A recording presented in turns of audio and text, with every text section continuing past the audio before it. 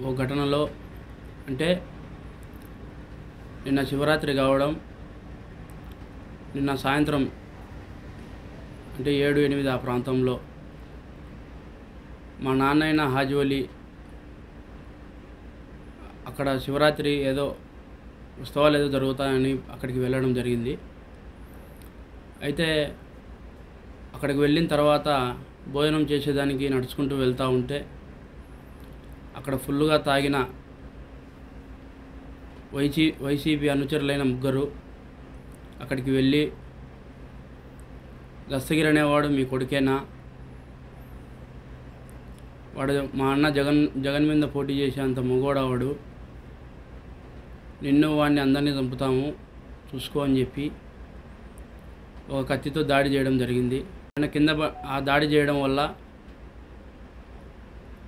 మా నాన్న హాజీ గారు కింద పడడం జరిగింది, అరవడం జరిగింది. అక్కడున్న ప్రజలు అప్రమత్తం అయ్యేసరికి వాళ్ళు పారిపోయినారు. అంటే ఒక సామాన్యుడు పులివెందుల్లో పోటీ చేసే అర్హత లేదా అని నేను ఈ చేతగాని జగన్మోహన్ రెడ్డిని అడుగుతాండా. ఎందుకంటే ఈరోజు నన్ను, నా కుటుంబాన్ని పులివెందుల్లో పోటీ చేయనీకోకుండా అడ్డుకోవడానికి, హతమార్చేదానికి ప్రయత్నాలు జరుగుతూ ఉన్నాయి. అందులో భాగంగానే మా నాన్నగారి మీద అటాక్ చేయడం జరిగింది. దీన్ని పూర్తిగా ఖండిస్తాండా. అంటే జగన్మోహన్ రెడ్డి మీద పోటీ నిలబడితే జగన్మోహన్ రెడ్డి ఓడిపోయే పరిస్థితి ఉంటుంది కాబట్టి, అతను తలెత్తుకోలేని తిరగలేని పరిస్థితి ఉంటుంది కాబట్టి, దానికి భయభ్రాంతులకు గురైన జగన్ రెడ్డి, అవినాష్ రెడ్డి వీళ్ళందరూ కూడా ఈ పన్నాగాలు పన్నుతూ ఉన్నారు. ఇంకొక విషయం ఏంటంటే, ఇప్పుడు వచ్చే 12వ తారీఖున వాయిదా కూడా ఉంది నాకు హైదరాబాద్లో.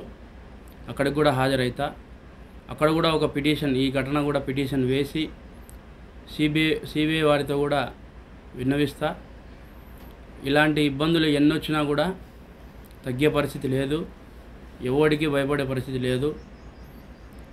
మీకు చేతనైతే నన్ను తగలండి, కానీ నా కుటుంబం జోలికి పోవాల్సిన అవసరం లేదు. కానీ మీరు టచ్ చేసినారు. ఈసారి మటుకు వారు వన్ సైడ్ అవుతుంది, చూసుకోండి.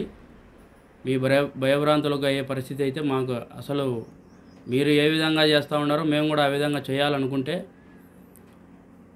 మేము అంబేద్కర్ గారి సిద్ధాంతాలతో కూడిన పార్టీలో ఉన్నాం కాబట్టి మాకు అది సెట్టు కాదని మేము అనుకుంటున్నాం. లేదు మీరు దాంట్లో ఏ పార్టీలో ఉన్నా కూడా మీరు ఫ్యాక్షన్గానే మీరు చూసుకుందామంటే రెడీ, దానికి కూడా ఏ దానికైనా సిద్ధపడతాం మేము కూడా. ఈ మీడియా ముఖం ద్వారా ఈ మీడియా ఇక మీదటి నుంచి నా జోలికి కానీ నా కుటుంబం జోలికి కానీ వస్తే ఎవరిని వదిలే పరిస్థితి ఉండదు, ఎంత దూరమైనా పోయే పరిస్థితి ఉంటుంది. ఇవన్నీ కూడా మీరు తలకాయలు పెట్టుకొని మసులుకోవాల్సిందిగా కోరుతాండా. దీని మీద కూడా కేసు పెట్టి మా నాన్నగారిని ఎవరైతే అటాక్ చేసినారో వాళ్ళని కూడా చట్టపరమైన చర్యలు తీసుకోమని ఎస్పీ గారిని కూడా కలుస్తా. అంతేకాకుండా నా కుటుంబానికి, మా నాన్నగారికి కూడా భద్రత కల్పించాలని కోరుతాను. అటాక్ చేసిన వారిని కూడా నేను గుర్తిస్తాను, ఎందుకంటే వాళ్ళు మాట్లాడేటప్పుడు వాళ్ళ మగంతికి కూడా నేను చూసినాను. ఒకవేళ గుర్తు తెలియని వ్యక్తులు అనేదానికి కూడా నేను చెప్తాండా, వాడు ఎవరైతే అటాక్ చేసినాడో మా అన్న జగన్ మీదనే పోటీ చేయాలా అని ఎందుకంటాడు, పోటీ చేసేంత మగవాళ్ళని ఎందుకంటాడు అంటే, దీన్ని బట్టి వాళ్ళ వైసీపీ అనుచరులని నేను గుర్తిస్తాను.